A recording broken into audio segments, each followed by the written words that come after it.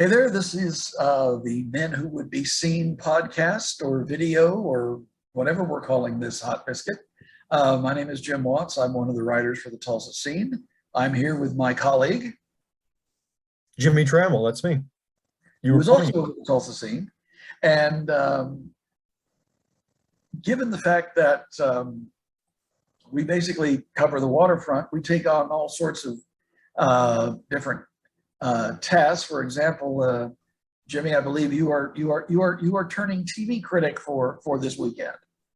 Yeah, there's a new documentary on PBS, documentary series called Icon: Music Through the Lens. And it's a documentary series, 6 parts, about music photography, shooting concerts. Well, in your mind, do any images from an album cover or a Stone cover spring to mind that are just burned into your brain? Do you have any of those? A bunch of some of them are not necessarily are not photographs, but I think it was Henry Diltz who had a show here at the Woody Guthrie Center. His cover for Desperado and the photos that they took along with that was an interesting way of getting across the theme of that album visually as much as musically. The London Calling Clash album with the smashing of the bass, and so those are just the first two that come to mind that I remember as being photographs. Well, everyone has these images in their brain, whether it's an album cover or a concert or the Rolling Stone cover where John Lennon is basically curled up in a fetal position next to Yoko Ono, naked from the side. And it was the day he died. He got shot hours after that photo was taken. So all the stories behind all these images is part of this documentary, and it's really interesting. One thing I found interesting from our standpoint, the media standpoint, is they have a whole segment devoted to press photographers where you can shoot 3 songs, no flash, and then get out the door. It wasn't always that way. You can shoot the whole show. Anymore, to tell trade secrets, if we shoot a concert, you're allowed to shoot 3 songs and see you later. And where did that come from? That's explored in the documentary. Okay. I'm sure our photo department would like to know where that came from. Yeah, as a matter of fact, yes. They've had to deal with that more than you and I, because they want the writers to stay to the end. But okay, well that'll be something worth checking out. And I'm how many of the episodes are there, and how many have you had the chance to see? I've seen 5 of the 6, and they stretch out over a long time, and a couple. Like I said, Henry Diltz is probably he's in it. Yeah, he's in it because his show was just here earlier this year. It opened fall of 2020. It opened. It's not still on display, but they do have his stuff there still. Okay, all right. Well, I have some news about the Osage Nation that it has absolutely nothing to do with Killers of the Flower Moon. On July 23rd, the Osage Nation Museum is opening a special exhibit called Voices from the Drum.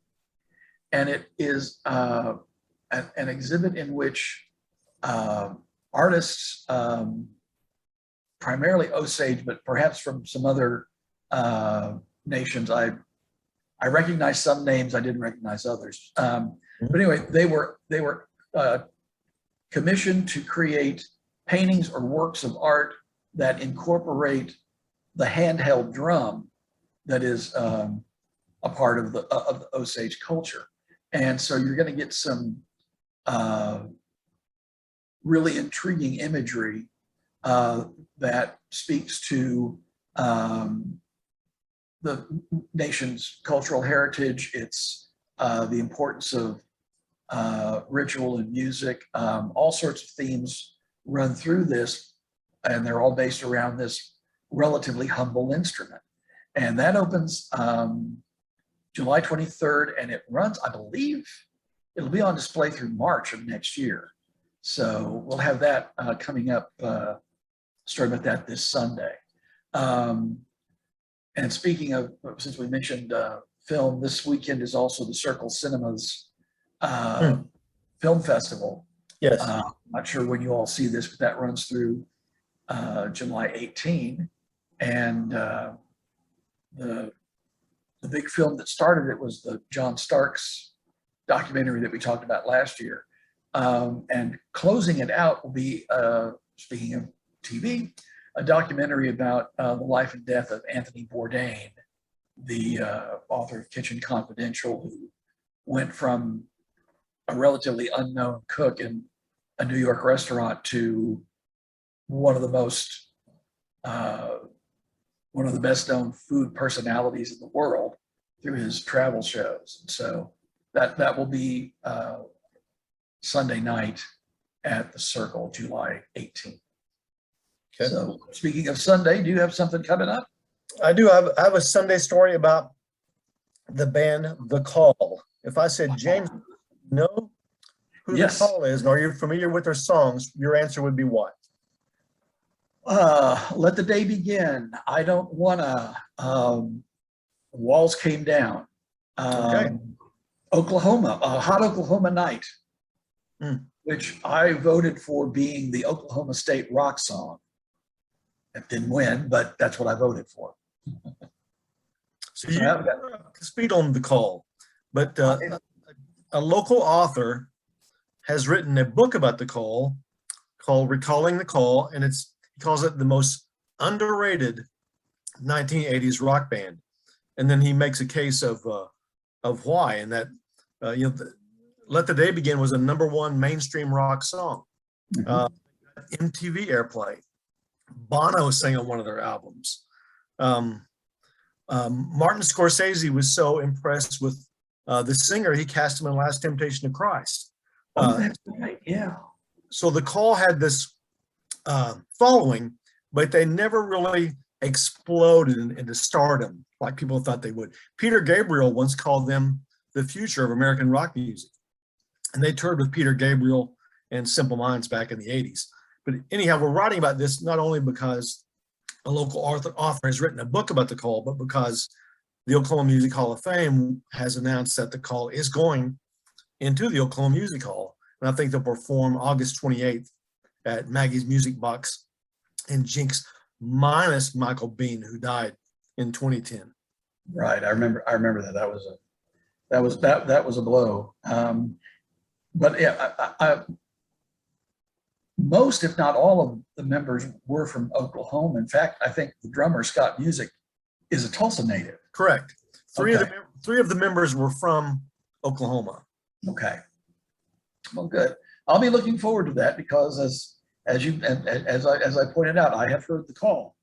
So also getting back to movies, for Sunday we'll have a story about another new book coming out by local authors Steve Clem and Maggie Brown on the history of movie theaters in Tulsa. It's published by Arcadia Publishing.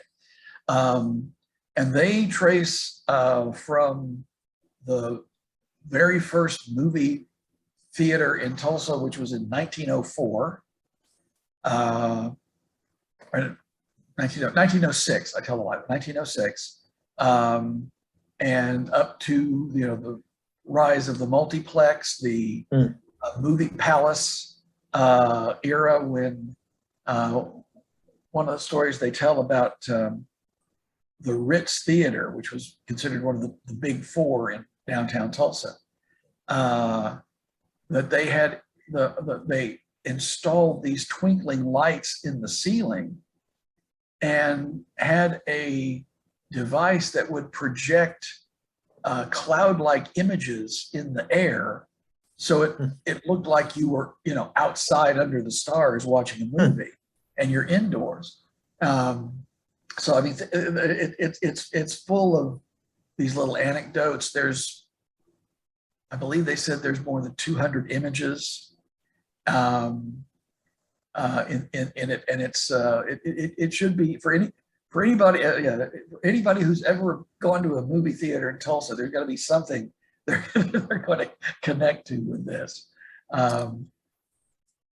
That sounds really neat. And if I recall correctly, one of the draws for the movie theaters in Tulsa, it was one of the first places in town you could go to get this newfangled thing called air conditioning. Oh yeah, oh yeah, and I remember the way that I may remember this wrong, but the Cain's Ballroom, which was not air conditioned, had these water cooled fans that would kind of blow out a mist. So they would advertise that they had washed air as opposed to conditioned air. So anyway, all right. Well, if you are hungry and you're in an experimental mood, perhaps, we can thoroughly recommend Restaurant Basque in the Tulsa Arts District. Our review ran Wednesday. It is about as authentic to the Basque Country, which is a region about the size of New Hampshire between France and Spain. It overlaps the border of those two countries. It's about as authentic to that cuisine as can be had in Middle America. They import all of the cheese and ham and olive oil and vinegar and much of the product from Spain. So, Jimmie, I don't know how you will react to this, but I think my favorite dish of the many that we tried were the snails. Mm. They were really, really good. But you appear to be basking in the glow of Basque. I'm basking in the glow of Basque. Yes, I would definitely recommend it. And I know you are a connoisseur of the great American cuisine known as the hamburger. Mm. And our next stop on our grand culinary tour will be toward the western side of the city at a place called the Food Dudes Burger Joint. And we'll have that coming up in the next few days. So pretty much straightforward. That took over one of the old Lotta Burger restaurants. Okay. Lotta Burger is unfortunately fading away, but there's still a few holdouts, and we'll get to that at a later time. So I do want to just at this moment remember our friend and colleague Michael Smith, who passed away very suddenly last week. I worked with him for about 20 years, and you probably worked with him about as long. He was as kind and generous and genuine a person as you could meet.